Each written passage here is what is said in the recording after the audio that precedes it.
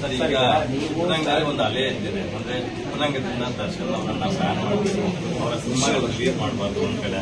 ಮತ್ತೆ ಅವರು ಮುಂದಿನ ಅಂದ್ರೆ ಈ ಕೇಸ್ ಆದ ಬಳಿಕ ಬೇರೆ ಯಾವುದೇ ಸಿನಿಮಾಗಳಲ್ಲಿ ನಟಿಸಬಾರ್ದು ಅಂತಕ್ಕಂಥದ್ದು ಒಂದು ಅಲೆ ಇದೆ.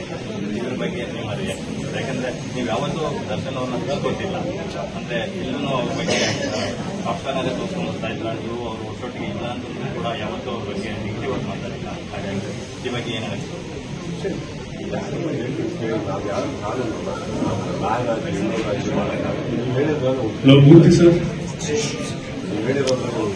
ಏನಂದ್ರೆ ಈ ಕೇಸಿನ ಹೊರಗಡೆ ಬಂದ್ರೆ ಅಂತ ಹೇಳ್ತೀವಿ. ಕೇಸಿನ ಹೊರಗಡೆ ಬಂದ್ರೆ ನೀವು ಬ್ಯಾನ್ ಅನ್ನೋದು ಬರೋದೇ ಇಲ್ಲ, ಬಂದಿಲ್ಲ ಅಂದ್ರೆ ಬ್ಯಾನ್ ಅನ್ನೋದು ಬರೋದೇ ಇಲ್ಲ.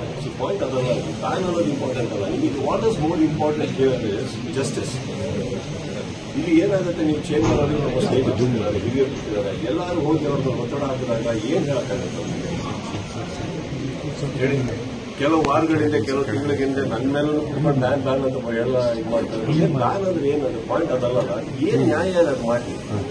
ಚೇಂಬರ್ ಇರೋದು ಅಲ್ಲಿರುವಂತ ಚಿತ್ರರಂಗಕ್ಕೆ, ಅಲ್ಲಿರುವಂತ ನಿರ್ಮಾಪಕರಿಗೆ ಪ್ರತಿಯೊಂದು ನ್ಯಾಯ ಮಾಡ್ಕೊಂಡಿರೋದು.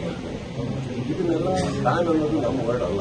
ಬಟ್ ನನ್ನ ಕಾನ್ಸಂಟ್ರೇಷನ್ ಆಗಿ ಪ್ರತಿಯೊಬ್ಬರು ಚೇಂಬರ್ನಲ್ಲಿ ಇರುವಂತ ಹಿರಿಯರ ಚೇಂಬರ್ ಬಂದ್ಬಿಟ್ಟು ಇದಕ್ಕೆ ಬ್ಯಾನ್ ಅನ್ನೋ ವರ್ಡ್ ಅಲ್ಲ, ಇರೋದು ನ್ಯಾಯ.